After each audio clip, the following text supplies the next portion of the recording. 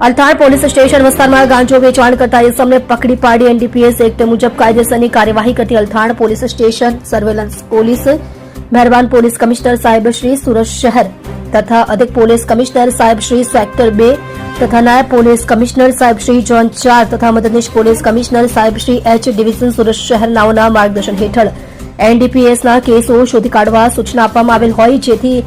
Police inspector Shri DD Chauhan સાહેબ Althan police station નાઓના માર્ગદર્શન હેઠળ આજરોજ અલથાણ પોલીસ સ્ટેશન વિસ્તારમાં સર્વેલન્સ સ્ટાફના માણસો પેટ્રોલિંગમાં હતા તે દરમિયાન પોલીસ સબ ઇન્સ્પેક્ટર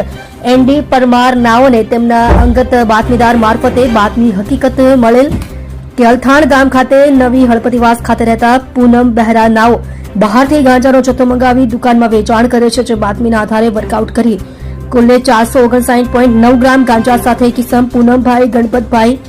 ગુરાભાઈ બહેરાને ઝડપી પાડી આરોપી વિરુદ્ધ કાયદેસરની કાર્યવાહી કરી સરાહનીય કામગીરી અલથાણ પોલીસ દ્વારા કરવામાં આવેલ છે।